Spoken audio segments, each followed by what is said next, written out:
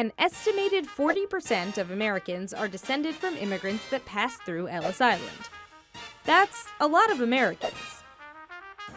The first Ellis Island immigration station opened on January 1, 1892 in New York Harbor to manage the increasing number of migrants coming to America.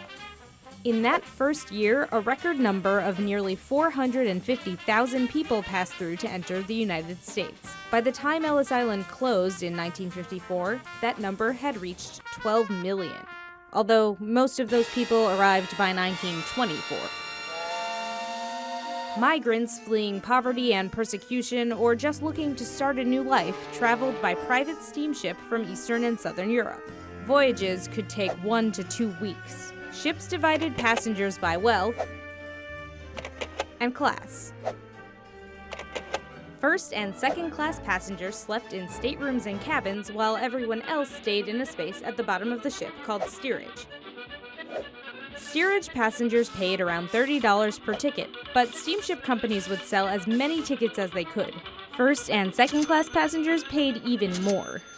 Because of this, steerage was often overcrowded and unsanitary, with shared sleeping compartments and no privacy. But hopeful immigrants stuck it out, believing it would be worth it for a chance to live in the United States. When ships finally arrived in New York Harbor, health officers boarded and looked for signs of disease before anyone was allowed to disembark. Healthy first and second class passengers were processed on the spot and allowed to enter the United States without setting foot on Ellis Island. Everyone else waited, sometimes for days, for small ferries to take them to the immigration station for processing. Migrants walked down the gangplank with all of their belongings and dropped their bags in the baggage room on the ground floor. They then continued up a winding staircase to the registry room, which was upstairs for a reason. Doctors stood on the second floor and watched each person climb the stairs for signs of health problems. The registry room, nearly 20,000 square feet with 56-foot-tall vaulted ceilings, was nicknamed the Great Hall for its size. It was here that most migrants' fate would be decided. The first step to entry was a 6-second physical exam by a uniformed doctor. Anyone considered a risk to public health was marked with a piece of chalk and taken out of the line to be examined further. Marks were given for everything from signs of mental illness to trachoma, a contagious eye infection that could eventually blind up to 3/4 of those infected. Those who cleared the medical exam went on to a legal inspection. Passengers were checked against a manifest from the ship they arrived on and asked 29 identifying questions, often with the help of an interpreter. If their answers didn't match the information on the manifest, things like their name, occupation, and country of origin, they could be detained.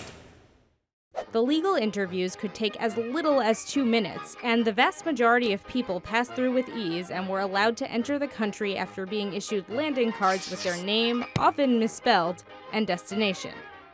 For others, the stay on Ellis Island was considerably longer. The few who were detained for either medical or legal reasons could be on the island overnight or for months. Once their records were finally reviewed, they would either be admitted to the U.S. or sent back to the country they came from, free of charge. But only 2% of the 12 million immigrants processed at Ellis Island were deported in this way. After inspection, everyone continued down a staircase with 3 aisles. Those being detained walked down the center aisle, those entering New York City or headed north walked down the left, and those traveling west or south walked down the right. At the bottom was a post office, a rail ticket office, and a place to change money. For some, family waiting to greet them, and for all, a new life in America.